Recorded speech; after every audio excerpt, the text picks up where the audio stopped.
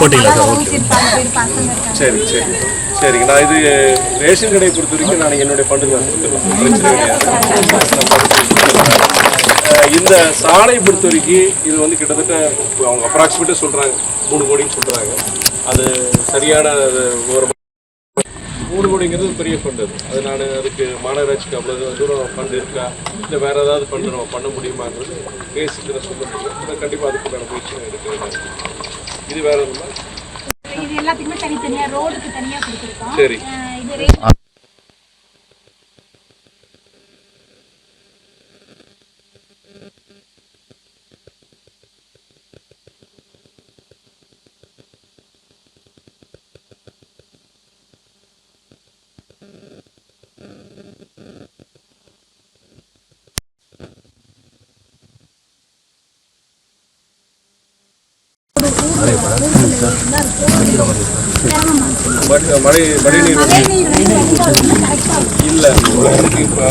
Hello hello hello hello hello hello ஆடி வருதான்னு பாருங்க sir. இப்போ வருதான்னு பாருங்க.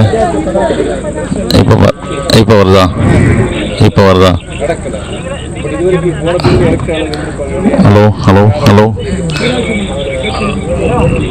Okay okay. நீங்கள் வருது பேசும்போது வராது சார், அவர் பேட்டி போது வராது.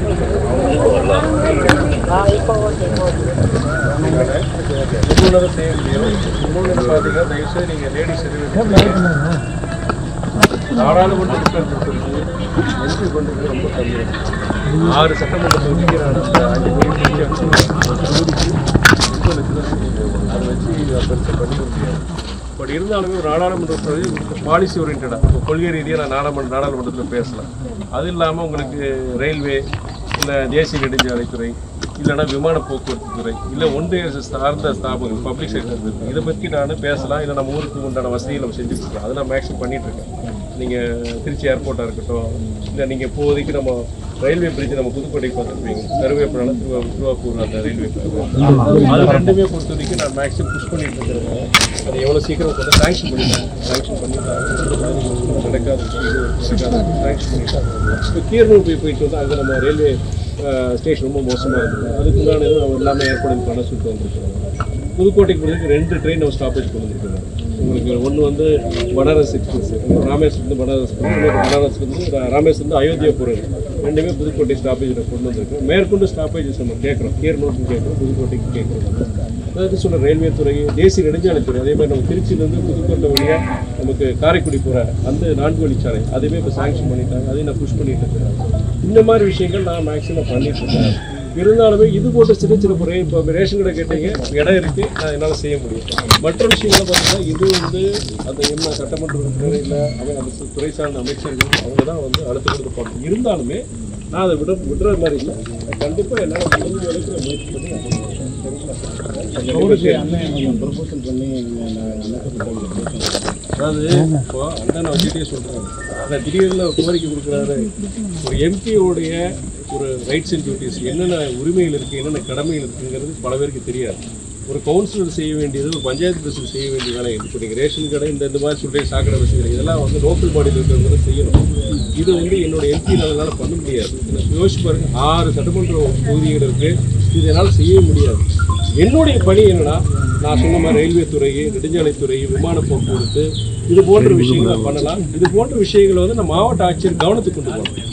இருந்தாலுமே இப்போ எனக்கு எனக்கு ஒரு மரியாதை இருக்கிறதுனால மாவட்ட ஆட்சியருக்கு அழுத்தம் துறை சார்ந்த அமைச்சர்களுக்கு பரிந்துரை பண்ணுறேன், கண்டிப்பாக பண்ணுறேன். ஆனால் இதோடைய கடமை யாருன்னா தொகுதி எம்எல்ஏ, இங்கே இருக்கிற லோக்கல் படியில் இருக்கிறாங்க இல்லையா. அதனால் நாளைக்கு எலெக்ஷன் வரும்போது நான் இன்னொன்று உங்கள்கிட்ட சொல்கிறேன், இது தேர்தல் உங்கள் எல்லாருக்கும் நான் சொல்கிறேன், நீங்கள் கட்சி பார்க்காதீங்க. அதான் சொல்கிறேன், ஏஜின்னு பார்க்காதீங்க. யார் வந்தாங்க உங்கள் இதுலேயே உங்கள் இது கிட்டத்தட்ட எப்படி இருக்கீங்களோ இந்த இதில் மாநகராட்சி நினைச்சதுனால கவுன்சிலர் தான் வரும். நீங்கள் ஒரு அசோசியேஷன் மாதிரி ஒரு குடியிருப்பு சங்கம் மாதிரி நீங்கள் ஃபார்ம் பண்ணிக்கோங்க. நீங்கள் எல்லாரும் சேர்ந்துட்டு இந்த அசோசியேஷன் மூலிமா உங்கள் சார்பாக ஒருத்தரை நீங்கள் நிப்பாட்டுங்க. எந்த கட்சியும் வேண்டாம், ஜாதி வேண்டாம், மதம் வேண்டாம், எந்த கட்சி, எல்லா கட்சியிலையும் கருப்பாடு தான் செய்கிறாங்க. அரசியல்னாலே சாக்கடை தான், புரியுதுங்களா உங்களுக்கு? அதனால் அது நீங்கள் நான் திருச்சியில் பார்க்குறேன். திருச்சியில் பார்க்குறேன், மெட்ராஸில் பார்க்குறேன், சில இடங்களில் அந்த குடியிருப்பு சங்கம் கொடுத்துருக்கு எந்த அரசியல் சார்பு இல்லாத நபர்களை அவங்க வந்து கவுன்சிலர் தேர்ந்தெடுக்கிறாங்க. அப்படி தேர்ந்தெடுக்கும் போது அவங்களுடைய பணியாளர் இருக்கிறாங்க. இப்போ இடத்துக்கு வருவாங்க, எப்போ அந்த மனு கொடுத்துட்டேன்னு சொல்கிறாங்க, கவுன்சிலர் அந்த மாதிரி இருக்கிறாங்க. அந்த இடத்துல பார்த்தீங்கன்னா 90% மேக்ஸிமம் பிரச்சனைகள் கிடையாது. ஆனால் அரசியல் இயக்கங்களே நல்லவங்க இருக்கிறாங்க. மொத்தமாக 19 சொல்லிட முடியாது. ஆனால் இந்த இதில் ஏதாவது ஒரு இயக்கத்தில் சார்ந்தவர் நல்லா சிறப்பாக செயல்படுறதுனால ஒரு ஆதரிங்க. இதை நான் எங்கள் கட்சி இருந்தாலும் சொல்லிடுறேன். நீங்கள் அந்த மாதிரி நீங்கள் ஒரு இந்த மெசேஜ் வந்து நான் எல்லார்கிட்டையும் கொடுக்க சொல்கிறேன். இப்போ நான் சொன்னதை இது உங்கள் குடியிருப்பில் வாட்ஸ்அப் குரூப்ஸில் இருக்கும். MP வந்தாருங்க, இது மாதிரி சொன்னாருங்க. அடுத்து அந்த மாதிரி பண்ண ஆரம்பித்தாலே எல்லாரும் வேலை செய்ய ஆரம்பிப்பாங்க. இல்லைன்னா ஒவ்வொருவரும் எலெக்ஷன் வரும்போது ஓட்டை வாங்குவாங்க. இது வரைக்கும் காசு கொடுத்துட்டு இருந்தோம், இப்போ காசு கொடுக்காம ஓட்டு போட ஆரம்பிச்சிட்டோம். நல்ல ஒரு மாற்றம், இது ஒரு நல்ல ஒரு மாற்றம். தமிழ்நாட்டு மிகப்பெரிய ஒரு மாறுதல் நடந்திருக்கு. இது வந்து எனக்கு ஒரு நம்பிக்கை கொடுத்தது. அதனால இந்த ஒரு ஏதோ ஒரு அரசியல் இயக்கத்தில் நல்லா செயல்படுறோம், அவங்கள ஆதரிங்க. சரிங்களா? ரொம்ப சந்தோஷம். இந்த ரேஷன் கடை கண்டிப்பா நான் சாங்ஷன் பண்ணிடுறேன். நான் கண்டிப்பா வந்துடுவேன். சரிங்களா? ரொம்ப சந்தோஷம். எல்லாரும் வந்தது, எல்லாரும் வந்தது.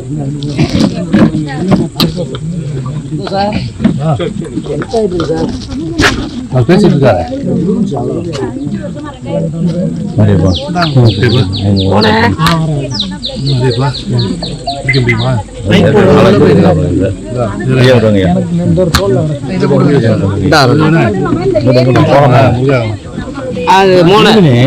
நான் போய்க்கிறேன்.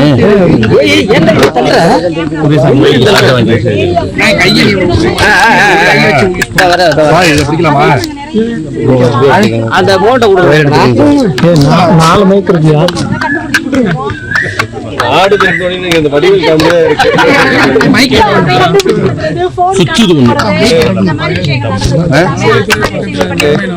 எங்க ஊராட்சி மூலமா ஒரு வீட்டுல 4 பேர் இருந்தாலும் ஒரே நேரத்துல உடல் உறுப்பு தானம் பண்ணிருக்கோம். ஒரே இதுல நம்ம ஒரு வீட்டுல 4 பேர் இருந்தாலும் 4 பேர் உடல் உறுப்பு தானம் பண்ணிருக்கோம்.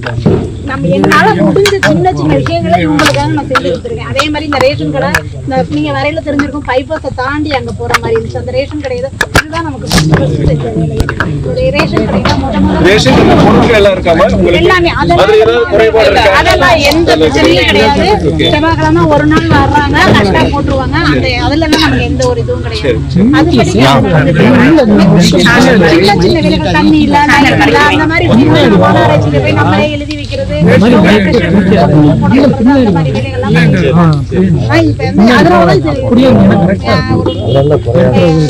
ரேஷன் கடைக்கு நான் வந்து சட்டமன்ற உறுப்பினரை போய் பாக்குற ஒவ்வொரு சமயமுமே எனக்கு கிடைக்கவே இல்லை. 2 கடை ஆல்ரெடி கொடுத்துட்டாங்க, அந்த சைடு கொடுத்துட்டாங்க, அது வேணாம். சரி, அதனால நான் உங்களுக்கு அன்னைக்கு கொடுத்தேங்களா? அதுல இருக்கு. சரி, அதுல இருக்கு. அதுல நான் குறைஞ்சபட்சம் 500 கார்டு இருக்காங்க சார். 500 கார்டு இருக்காங்க. நான் அதுதான் புக்லெட்டா உங்களுக்கு கொடுத்துருக்கேன். ஒண்ணு பிரச்சனை பண்ணிடுமா? முதல்வர் நிதியில வந்து உங்களை வந்து பார்க்கணும்னு சொல்லி எனக்கு லெட்டர் ஒண்ணு வந்தது. சரிங்க. முதல்வர் நிதிக்கு நாங்க வந்து போட்டிருந்தோம், அந்த மாதிரி இந்த ரேஷன் கடை வேணுங்க. அவங்க கால் பண்ணி MLA ஃபண்ட் இல்லாட்டி MP ஃபண்ட்ல தான் உங்களுக்கு கிடைக்கும், நீங்க அவங்கள போய் பாருங்க அப்படின்னாங்க. அவங்கள முடிச்சுட்டு உங்களை பார்க்கவே இல்லை அப்படிங்கிறதால லாஸ்ட் ஸ்டேஜ்ல தான் உங்களை வந்து இப்ப பாத்துருக்கோம். லாஸ்ட் ஸ்டேஜ்ல வந்தீங்க, அது முடிஞ்சிருச்சு உங்களுக்கு.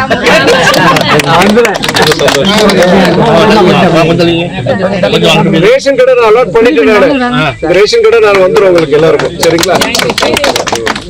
மீடியா வேண்டாம் பாக்குறேன் நானு. பொது விஷயம் அங்கே நின்னுங்க, இங்கே வேண்டாம் பாக்குறேன் நானு. ராஜ்குமார் பின்னாடி வந்துருங்க. கொஞ்சம் முன்னாடி